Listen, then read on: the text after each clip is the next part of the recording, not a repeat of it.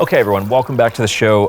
Today, I'm going to just be sort of replying to a comment that, well, I actually did reply to it, but I'm just going to bring you what the comment was because I think some people wind up in this boat and I don't know, maybe you get a little bit of value from it. So before we do this, 1911thatsign.com, 1911syndicate.com, that's where you can go if you ever need real estate help. We work in Utah and Vegas and Dallas and Colorado and Florida and Virginia and go down the damn list. So if you ever need help, go there. We're happy to help you out. Just send us a message.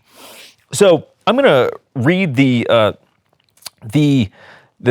comment here came from Christopher. And Christopher, if you happen to see this, I guess I'm just going to elaborate on what I wrote you. But so the comment was this: Is it a good time to try and buy a house right now?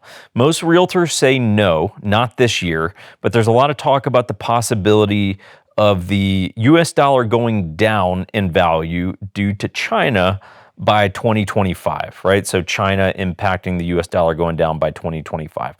So is it a bad time to buy a house, or would it be better now before 2025? So a little confusing, but I think you get the idea. Basically, hey, should I wait until 2025 or should I do it now? Because it seems like there's some currency issues that could be happening with the US dollar in relation to China. And here's my response to that.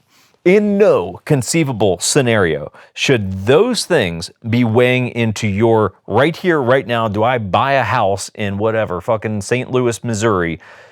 China, currency, global economics, politics by the year 2025 should have zero impact on if I am buying a house right now.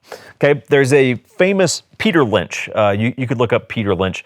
He's had some just, brilliant lines and things that he's said over the years in terms of the investing world. He ran a investing fund called Magellan back in the day that was like a crazy run of that fund.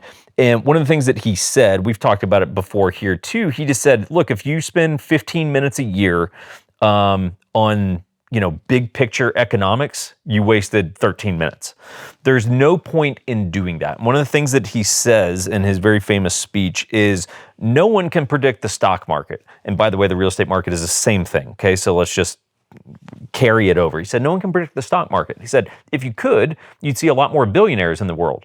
And he said he was around in like 82 or something, right before everything went to shit. And he goes, I don't remember anyone telling me about it. He goes, if they did, you'd see all these billionaires that popped up. You didn't. Why? Because no one can predict the future and no one knows what's going to happen. So the whole notion of China, US, international politics, currency, yada, yada, yada, by the year 2025, bro, do not waste your time. Do not waste your time on that game, because the smartest people on planet Earth can't truly predict what's going to happen with that.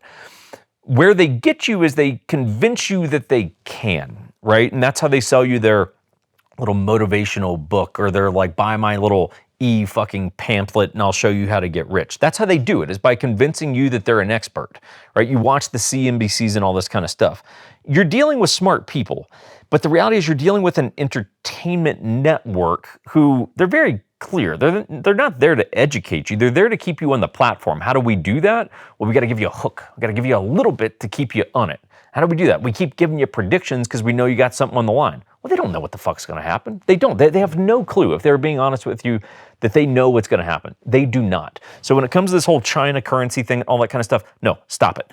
You buy a house when you're in a position to do it. Like literally, as soon as you're in a position to do it, because time is the ultimate thing that levels the playing field in real estate.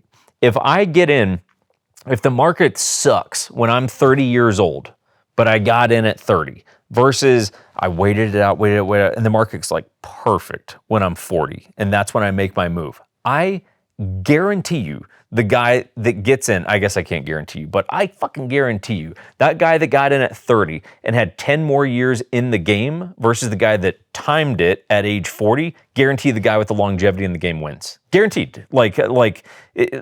Time is your friend in real estate. And that's why I beat this dead horse so often. That's your only job. Get in the game as fast as you can, because as the markets rise over time, you get to participate in that growth.